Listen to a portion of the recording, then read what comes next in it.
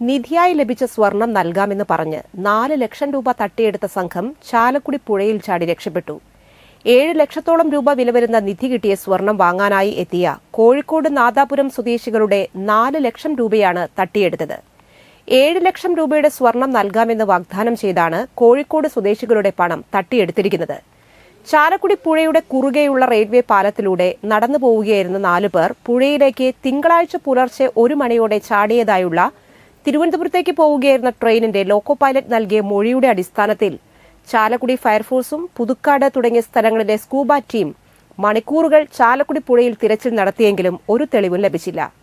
കോഴിക്കോട് നാദാപുരം സ്വദേശികൾ നിധി കിട്ടിയ 7 ലക്ഷം രൂപയുടെ സ്വർണം വാങ്ങാൻ വന്നവരുടെ കൂടെ 3 പേർ തൃശൂരിൽ അവർ വന്ന കാറിൽ കയറിയതായും പേരാമ്പ്രയിൽ വെച്ച് സ്വർണം നൽകാൻ ആവശ്യപ്പെട്ടെങ്കിലും ചാലക്കുടിയിലെത്തി തരാമെന്ന് പറയുകയും ചാലക്കുടിയിലെത്തിയപ്പോൾ സംഘം അഡ്വാൻസ് തരാതെ സ്വർണം നൽകില്ലെന്ന നിലപാട് സ്വീകരിച്ചതോടെ 4 ലക്ഷം രൂപ അഡ്വാൻസ് നൽകി സ്വർണ്ണാഭരണങ്ങൾ വാങ്ങുകയായിരുന്നു.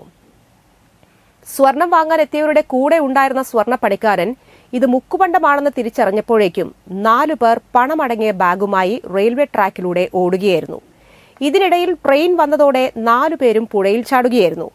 പുഴയിലേക്ക് 4 പേർ ചാടുന്നത് കണ്ട ലോക്കോ പൈലറ്റ് ഇക്കാര്യം റെയിൽവേ പോലീസിനെ അറിയിക്കുകയും അവർ ചാലക്കുടി പോലീസിൽ അറിയിച്ചതിനെ തുടർന്ന് ഫയർഫോഴ്സും പോലീസും കൂടി പുലർച്ചെയും ചാലക്കുടി പുഴയിൽ തിരച്ചിൽ നടത്തുകയായിരുന്നു.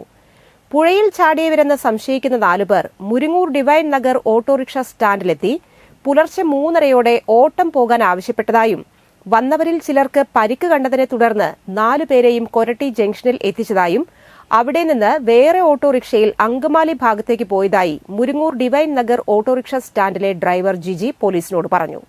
ഇതിന്റെ അടിസ്ഥാനത്തിൽ പോലീസ് നടത്തിയ ഊർജിതമായ അന്വേഷണത്തിൽ പരിക്കേറ്റവരിൽ ഒരാൾ പെരുമ്പാവൂർ ആശുപത്രിയിൽ ചികിത്സ തേടിയതായുള്ള രഹസ്യവിവരത്തിന്റെ അടിസ്ഥാനത്തിൽ പോലീസ് സംഘം പെരുമ്പാവൂർ ആശുപത്രിയിൽ കാവലേർപ്പെടുത്തിയിരിക്കുകയാണ്.